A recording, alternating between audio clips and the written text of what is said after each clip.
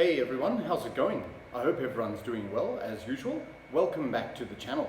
So it's been a little while since my last video, but today what I'm going to do is show a vinyl update. So these were some vinyls which I picked up in the last couple of months, and I just needed time to give them a listen to become familiar with the music.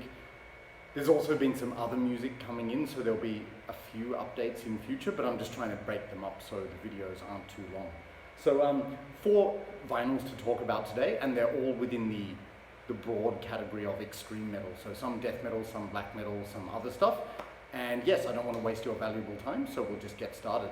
So the first album I picked up, this is Cruel Force with Dawn of the Axe. Now, I've heard a lot of people talking about this on YouTube recently, and rightly so, because it's an absolutely brilliant release. Cruel Force are a German band which started out as a black thrash metal band, in my opinion. Like you might recall in earlier videos, I talked about their first 2 albums, which are The Rise of Satanic Might and The Rise of the Moon. Both great albums. You see the logo is different there, it's more a thrashy logo.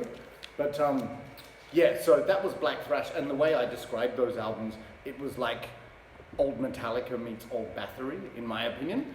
But this album sees a little bit of a change in style, and that's probably signified with the logo as well, the change in logo. So in my opinion, I've given this quite a few listens actually, and this sounds more like just general speed metal or thrash metal, more in the vein of speed metal though, than the black thrash of the earlier albums. Now I know there's some debate as to what's the difference between speed metal and thrash metal. There is definitely overlap within those genres, but I think the main difference is that speed metal is more melodic and has more in common with traditional heavy metal. But you know, I'm not splitting hairs, I'm just saying this one doesn't sound as raw black thrash as those earlier albums.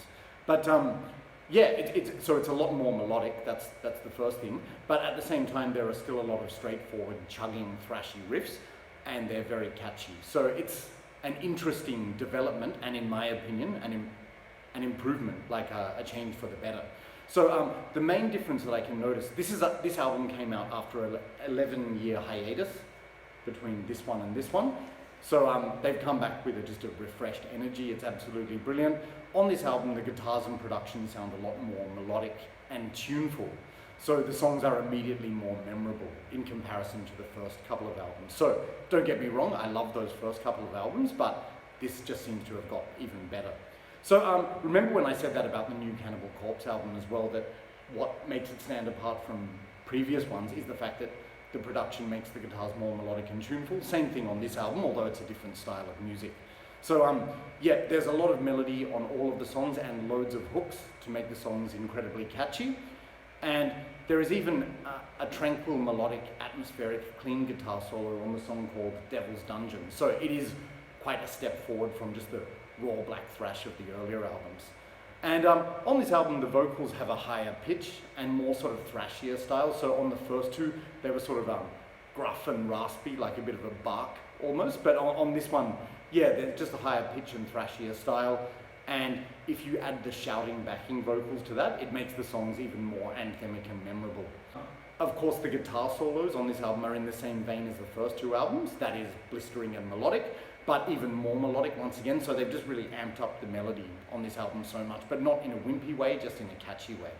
The drumming, as usual, is excellent, and especially the drum fills, you know, like the tom-tom fills, they sound a bit like the same tone as the German black thrash band Disaster, especially the album Oath of an Iron Ritual, that sort of but yeah, it sounds really cool anyway. So I don't know, something about these German bands, they do this style of black thrash, black speed really well. So yes, like I said, I've listened to this about 5 or 6 times in the last 2 weeks, and I enjoy it more every time I listen to it. So it starts with Azrael's Dawn, which is sort of like a slow build-up introduction, instrumental, and then it just kicks off into the title track, which is called At the Dawn of the Axe, which is just such a brilliant, melodic, hooky, catchy song. Like those riffs just reel you in immediately, so I just love that. And in fact, you know, there are no bad songs on this album, so I'm not going to break it down in detail, but let me just say this. My favorite songs are At the Dawn of the Axe, and then also on side A, Night of Thunder and Death Rides the Sky, and those 2 songs break down into some straightforward chugging, thrashy riffing. So yes, this is black speed, but they still retain elements of thrash metal as well. And like I said, Devil's Dungeon is interesting because it even includes that melodic, atmospheric, clean guitar solo. So they've really expanded their repertoire on this. And then side B, or side acts as they call it here, all songs are great there, except in my opinion they saved the best song on the album for last, which is Realm of Sands. Just the riff in that song, it's got so many hooks, really melodic, like dan dan dan dan dan. It just sticks in your head big time. So I think that is the most addictive song on the album, Realm of Sands. But yeah, no complaints at all, absolutely brilliant. Just showing you the cover here. So I'm not the hugest fan of this artwork, but it is growing on me. It's sort of got that image of Aztec or Inca or Mayan culture, which I'm interested in general. And picture of the band on the back and all of the song titles. And is this, no, this one's not a gatefold. I have a few gatefolds to show today. But just take out the contents here. Yep, so it comes with an insert, a picture of the band, all of the lyrics, which are most of the time quite intelligible actually. So you'll see the lineup on this, it's pretty much the same as the first couple of albums. So still Gigi Alex on drums and percussion. Carnivore is still the vocalist. Teutonic Slaughter is the guitarist, guitar and synth player, except he abbreviated his name to Slaughter on this album. And the original bass player, what was his name? Damn it. I'll leave it down there. Yeah, he was replaced by a guy called Spider. Anyway, so it's pretty much the same lineup with the exception of one person. By the way, I think Spider is a cool stage name for someone in a metal band. I think a member of Motorhead that had that name as well. But yeah. And it also comes with this massive poster, which I've never even looked at. Is it the album cover? Oh yeah, cool. So album cover and a picture of the band. Sorry about this fan, but you get the idea. I need this fan on or I'll melt in here. Unfortunately, there's no aircon downstairs. And what I like about this is it also comes on a colored vinyl, which actually matches the cover. Yeah. So yeah, this deep, rich red color. And it's good because it's not that translucent, see-through red. I find that really annoying actually, but yeah. And I love it when the color is consistent with the artwork. Like I hate when an album cover like this, you see it's got that reddish hue. Sometimes it'll come with a green or a blue disc, and there were actually different options. I think the other options, the variations were blue and purple, but I thought, nah, fuck that, I'm getting red because it matches the cover. Maybe I'm a bit OCD like that, but I like things to be consistent. That dog. Okay, yep, so absolutely brilliant album. Like I said, it's more melodic than the earlier ones, but retaining thrashy elements. Kind of, it's not really black speed, although there's still certain elements of there in the vocals, but in any event, I think it's an absolutely brilliant album. To give you some idea of whether or not you would like this band, I would say check them out if you like bands such as Bewitched from Sweden, which is one of my favorite black speed bands of all time. Also Disaster from Germany, particularly the album Oath of the Iron Ritual, especially with the drum sound. And also elements of Creator and Sodom, just with that Teutonic Germanic thrash style, with that kind of melody, you know what I mean? And then even Destroyer 666. Now I know Destroyer 666, that's more sort of like epic black thrash, but I can see this appealing to fans of Destroyer 666. So yes, the third album after an 11-year hiatus, but an absolutely brilliant one. I love it and I can't stop listening to it. So this is Cruel Force with Dawn of the Axe. Right. Okay, so coming up next, we're shifting gears slightly, but it's all extreme metal. Up next, this is Dying Fetus with Make Them Beg for Death.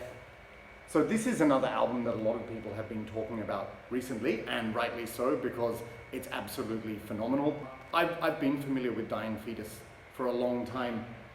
In the, when was it, late 90s or early 2000s, I had a friend who burned me a couple of their albums, like Destroy the Opposition, Stop at Nothing, and Grotesque Impalement, I think, yeah. But anyway, yes, Dying Fetus, as you can imagine by the band name, it's brutal technical death metal. And from the albums I heard, I always thought they were good, but you know how it is. There's so many bands around, so many bands, so little time, so you can't cover absolutely everything. But I saw this getting talked about a lot on YouTube, and actually it was when I saw Mr. Boulder's video, his collection update, he talked about this album, and the passion with which he described it, I thought I should go and listen to this. And as I've mentioned, I do a lot of running, so when I go running, I like to listen to high energy music. So I popped this on. Absolutely brilliant running music. It's just awesome. In a nutshell, this album is brilliant. So you can probably guess from the album title and cover, which is pretty full on, but then again, this is death metal, so it's not meant to be nice. Just from looking at that, you can tell that this is probably fast, frantic, brutal death metal, and that's exactly what it is. So, in other words, the album does what it says on the packet. There's no surprises here, but it is just done so well. So, like I said, Dying Fetus is a technical death metal band. They've been described as death metal titans, but it's one of those bands where they play it. It's very technical and precisely executed, but with this fluidity, like it just flows so well, so it makes it also groovy and catchy. So that description might sound a bit confusing, but honestly, yeah, I think technical doesn't necessarily mean not catchy. If it's played in a sort of fluid way, it really can be. And you know, the drumming and everything is just so precise and absolutely perfect on this. So and because of that, there's, you know, fast blasting sections, but in addition to that, they shift into these breakdowns and groovy sections. The double bass drumming, I just love the drumming on this. It just holds it together with such precision. It's awesome. And yeah, just down-tuned, razor-sharp riffs, brutal guttural vocals. You can hear the bass, you can hear all the elements of the music clearly. The mix is excellent. So absolutely no complaints here. Just a very high-energy, fun death metal album. And yeah, there is variation. Like, there's no bad tracks on this, I would say. But my favorite ones, the ones that stand out to me the most, are probably Compulsion for Cruelty, Unbridled Fury, When the Trend Ends, Undulating Carnage, and Nero's Grave. So I named about 5 of the 10, but honestly, the whole album is a great listen from beginning to end. So you see the cover here, that's sort of inspired by, I think, 1970s horror. As I said, it's pretty intense, but that's what death metal is supposed to be. It really reflects the music. And on the back here, you see the original logo and all of the titles. And you see here, these look like seams, like where it's battered and old and folded. That's done deliberately to make it look like a retro old poster, which is cool. So just showing you the contents. Some things inside here. Yep, so just an insert here with an alternative design from the front cover, and then all of the lyrics on the back. And now I actually did spend some time with the lyrics on this album. What's interesting is that they deal with a lot of typical death metal topics, you know, which are brutal and gory, that kind of thing. But this band goes beyond that. They sort of expand into, I wouldn't say political lyrics, but more sort of social observations, you know, like, so they talk about things like their disgust with aspects of society. So it's more sort of real life than just mindless gore. So it makes this band unique, definitely. And the fan again comes on this really nice, this was described, this variant, as mustard yellow. And again, it matches the color of the writing from the front cover. And there's the logo of that somewhat disturbing image. But yes, apologies to people who don't like colored vinyl. This is not your day. But yeah, no surprises here. It's nothing particularly groundbreaking in the sense that, you know, you've heard this kind of music before, probably, but it's just done extremely well. So fast, brutal, intense, precisely executed, brutal death metal with that just flows with consummate ease. So absolutely fantastic. Loads of groovy parts, loads of breakdowns, loads of sections to hook you in and keep you interested. So no complaints. And just to give you an idea, if you've never heard this band and you want some impression, I think you would probably enjoy this band if you like bands such as Suffocation, especially early Suffocation, as well as Gorgasm. So Gorgasm are a band originally from Illinois, but then they relocated to Indiana. And conversely, if you like Dying Fetus but you haven't heard Gorgasm, check out Gorgasm. It's just like the same style completely, like technical and intense, but at the same time very catchy. And the drumming is just awesome in Gorgasm as well, like it goes off like a woodpecker. But brilliant. But anyway, yes, so you like Suffocation, you like Gorgasm, bands in that vein, definitely check this out. It's just an absolutely incredible death metal album, and I think one of the best I've heard in a long time, because these days there's so much, but this really impressed me. So thanks, James, Mr. Boulder. And another album he turned me on to was the new Cryptopsy, which, remember, I said in my thread they were a band I could never get into. I correct myself after hearing the new one. That is phenomenal as well. But anyway, a lot of brilliant death metal coming out at the moment, and this is definitely one of those albums. So Dying Fetus, we'd make them beg for death. All right, coming up next, shifting gears to some black metal now. So with one of my videos, I couldn't go without some black metal. Now this is an album. This is a band I really love, and I'm so thrilled to finally find something of theirs in vinyl format. I've been after this for a long time. So glad I finally got it. Thanks to my friend Preacher from Thailand. This is HECATE Enthroned with Dark Requiems and Unsilent Massacre.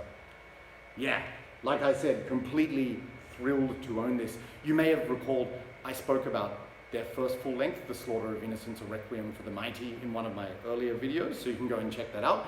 But if you're not familiar, HECATE Enthroned are sort of one of the premier UK black metal bands, which were very prominent, especially in the 90s. Like, I know these days, the UK black metal scene is thriving and flourishing. So many great bands, you know, like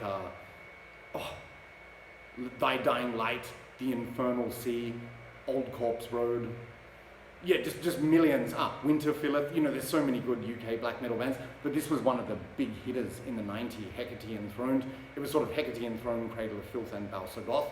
Now, speaking of Cradle of Filth, this band has often been compared to Cradle of Filth, and I sort of see that that's right and it's not at the same time. Like, I agree with some people that it's kind of a lazy comparison, but at the same time, there's no denying that there are elements of HECATE Enthroned music which are similar to Cradle of Filth, which in my opinion are A, the vocal style, B, the guitar tone, C, the drum sound, and D, the use of keyboards. So, and E, the fact that there's 6 members in the band, or there were originally.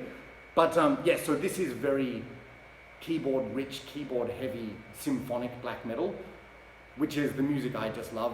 Completely full of atmosphere and intensity. I just love it. Where it differs from Cradle of Filth is Cradle of Filth sort of went off in a gothic, romantic direction, you know, which is sort of vampiric and inspired by, you know, romantic poetry and stories. And that's cool. I like Cradle of Filth. But this band, while their musical style was similar, they went on a more straightforward path of overt Satanism, you know, that kind of thing. So yeah, I think both bands offer a different perspective of this kind of music, but I just love this band. I would say they're one of my favorite black metal bands of all time. So I only have The Slaughter of Innocents and this one, but I would like to pick up all of their albums, like the opening EP, which is Upon Promethean Shores, and even subsequent ones, you know, like Kings of Chaos, where they crossed over with death metal a bit. It's still really good. Even the new ones, I want to get all of them. So through Bandcamp, hopefully soon. So yeah, HECATE Enthroned are a Welsh black metal band, although I think they do feature some members from England. And there's another connection with Cradle of Filth. The original vocalist, John Kennedy, he was once the bass player of Cradle of Filth in the early days. So maybe that's where some of the influence must have come from. But yeah, what do you have on this album? Just grand, symphonic, creepy, haunting black metal, and I just love every second of it. It is so good. The difference between this one and The Slaughter of Innocents is this one's more keyboard heavy. So it's not exactly drowned in keyboards, but the keyboards are going the whole time. Not like Emperor, the keyboard style is different, but it's in that sort of UK symphonic style, so it's got a very British sound. But you can still hear the riffs, which are, you know, very fast, melodic and frantic. The drumming's got that kind of typewriter style, you know, that Cradle of Filth has, except not as clicky as Cradle of Filth, which is good. But yeah, the keyboards on this album, they are really in the foreground, but in a good way, because they are such haunting, eerie, creepy melodies. I've heard people on YouTube say, this album is creepy as hell. It really sets a symphonic atmosphere. But in addition to that, like the keyboards, the moods change, so they can vary from sort of like triumphant sometimes to reflective, but then also just downright haunting, dark and evil, but absolutely fantastic. The cover matches it. So it starts off with an intro, keyboard intro, entitled In Nomine Satanas, which is creepy as hell, and then it just launches into the full album. I could read all of the song titles, but I'm not going to do that because I don't want to take up too much of your time. But like I said, I just love this album from beginning to end. There's not a single bad track, and in a way it kind of blends into one long track, but in a good way. It's just atmosphere, atmosphere, atmosphere, and nothing else matters, which is awesome. This one, I think, comes on plain black vinyl. Oh no, it doesn't. Sorry, silver or grey vinyl, so with that label from the front, and track listing on the other label. Yeah, so again, it's consistent with the album cover. So yes, it is a coloured vinyl day. Sorry about that. Yeah, so I will show you the gatefold in a minute. Sorry, this fan is fucking me around because it's blowing everything everywhere. Highly annoying. Yeah, so cool cover art here, all of the tracks on the back, and it comes on this really nice gatefold with all of the lyrics and picture of the band, which is very cool. And I think this album saw some lineup changes, so it's still got John on vocals, Nigel on guitar, who's sort of like the band leader, he's been the constant member, and Michael and Rob are still here, but the two new members I think are Andy and Dylan. And I think Dylan, he's still in the band now. But yeah, the other good thing about when a band has a full-time keyboardist is that some of these keyboard lines, they're not just like that. It's like very intricate and there's a lot of detailed melodies in them. So it really is a grand symphonic, brilliant piece of music, in my opinion. So yes, if you've never heard HECATE Enthroned, definitely check them out. I think any of the first three releases are good. So this one, which is Dark Requiems and Unsilent Massacre, as well as Slaughter of Innocents or Upon Promethean Shores. But as I've said, I've never heard a bad album by HECATE Enthroned, and they are one of my favorites of all time, and I want to pick up more. So you tell me, guys, do you like this band? If you've heard of them, what's your favorite album? But I think they're just absolutely brilliant. So that's HECATE Enthroned with Dark Requiems and Unsilent Massacre. All right, now coming up to the final album of the day, we're shifting back to death metal now. And this is an album, you know, which has stigmatized the metal community, but it's an album I really like, so I don't care what people say. I also picked up 6 Feet Under with Nightmares of the Decomposed. Yep, so if you've been living under a rock for some reason and you're not familiar with 6 Feet Under, highly unlikely because they're one of the most popular death metal bands on the planet. But they started out as a death metal side project of Chris Barnes, then of Cannibal Corpse, and Alan West, then of Obituary in the 90s. And although Alan, after the first album, those respective people left their bands and this became a full-blown, full-time project, rounded off by Greg Gall on drums and Terry Butler on bass. Initially, that was the initial lineup. So that was a pretty solid lineup, although there was another change of guitarist, yeah, to Steve Swanson. But basically from 1995 until 2008, it was pretty much the same core lineup of Chris Barnes on vocals, Greg Gall drums, Terry Butler on bass. And I think all of those albums from 1995 to 2008 are really good. That's my opinion. I know a lot of people disagree. The only one album I thought was boring of those was maybe 13, but even that's grown on me lately. But anyway, after Greg Gall and Terry Butler left the band, it saw a completely revamped lineup.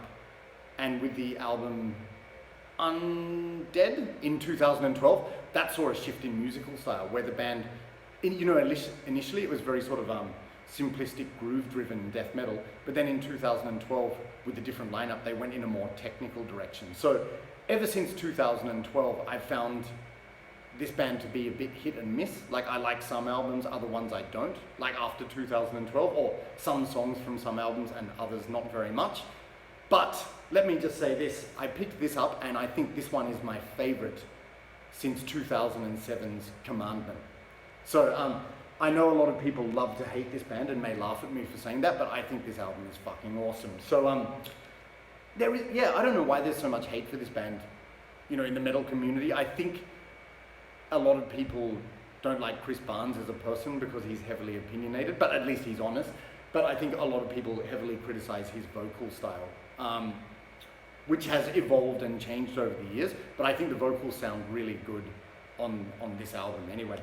But yeah, anyway, we're not going to go into dissertation about 6 Feet Under. You either like them or you don't. But even if you don't like them, I'd recommend checking this album out because it's really good.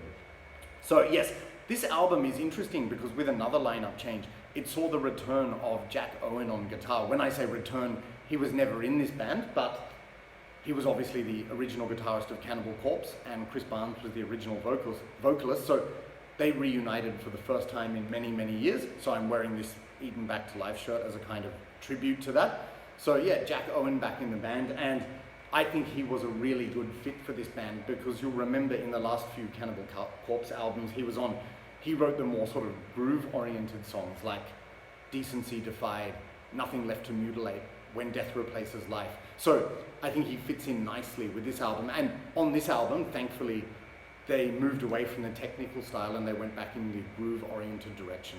But yeah, I think what's so great about this album is the songs are catchy, you know, just like fat, chunky, heavy riffs. The guitars are very heavy, the solos are melodic and excellent, and the bass tone is just thick as fuck, like so heavy, and it just gives this fat sound, like you can really hear the strings being plucked. And I just love that, you know, Chris Barnes as a producer or an overseer of the band's music, he's always made sure that bass has been heavy in the mix, which I think is important because it makes the music sound so much heavier. Bass is a very important instrument for metal music, unless you're stupid Metallica and say, oh, bass shouldn't be heard. Then why the fuck have a bass player? But anyway, yeah, bass tone is really good, guitar tone, the solos are awesome, and the songs are just catchy. There's a variety of tempos, it's awesome.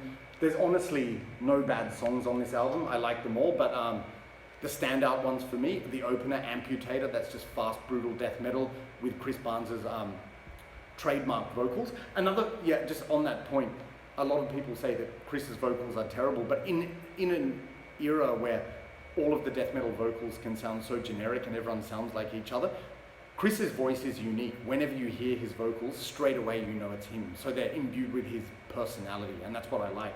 So you hear that on Amputator, and it's good old blood and guts and gore, which is great. Now, Zodiac is a song which was heavily criticized by a lot of people, but I just think the grooves in that are so catchy, and the vocals, especially on the chorus, they are so good. And some other favorite standout tracks for me are Migraine, like that's got a fat, heavy riff in it, which is so good. And the same with the Noose, slow and groovy, but heavy and brutal. I just love it. Blood of the Zombie, yeah, more fat, heavy, groovy riffs. It's fantastic. And yeah, oh, Drink Blood, Get High, that's another standout. Good grooves in that, as with the song before it, actually. And probably my favorite song on the album, if you want to know, is Labyrinth of Insanity, because it's heavy, it's slow, and it's groovy, but just with the vocal patterns and everything, you can't help but sing along to this. And actually, I was cleaning the house this morning and I listened to this album twice in a row. Good cleaning music. And I was singing along. I wonder what the neighbors thought. If they heard, because the windows were open, they were probably getting into it because it's that catchy. Yeah, so cool cover art here, appropriately gory. And just showing you the inside. Yep, so all of the lyrics here, which are nice and readable, like no obscure, stupid font, which is good. So you can actually read them. But actually, again, even though Chris has some very like brutal guttural vocals, he still enunciates clearly. So you can actually tell what he's saying. And it looks like this one contains a poster too, but I'm not going to fold that out now because of the fan. And, believe it or not, yeah, it's a colored vinyl day. So this one came on this exclusive black and grey marbled vinyl with the 6, which is cool. And I don't have the label to show you, but this variant was limited to 300 copies, and I think I got 268. But yeah, I think this album is still, I think this band is relevant. I know a lot of people will laugh and scoff at me when I say this, but what I like about it is it's heavy, it's brutal, and it's catchy.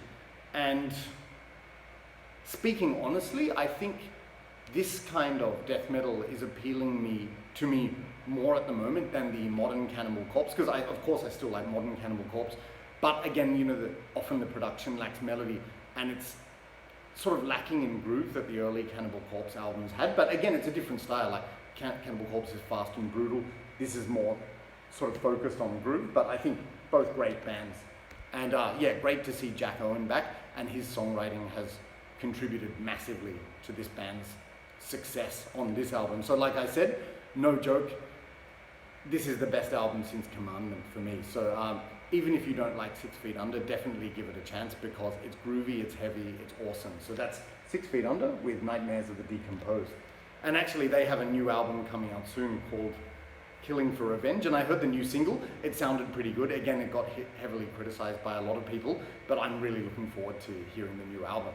All right, so that's it, guys. I went on a little bit longer than I thought I would, but only 30 minutes, not that bad for my standards, hopefully not.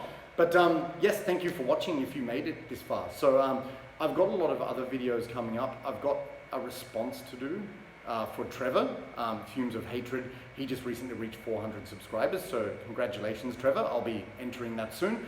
And I've got some more Australian death metal CDs. So I've got another collection update coming up, but loads of stuff, and I hope you continue to watch. So on that note, just before I took a break, I was bleeding subscribers basically. Like my Impaled Nazarene video, I immediately lost 6 or 7 subscribers, don't know why. And then with my contest entries, I lost another couple per video. Sorry, was it something I said, but I can only keep doing my best. So if you've remained subscribed, thanks a lot. And if you're watching this and you haven't subscribed yet, please do. There's plenty more to come, and I hope you continue to enjoy the content if you are. All right, so that's it, guys. Take care, and I'll be back, not sure when, but probably within the next couple of weeks. So I'll talk to you soon. Cheers, bye.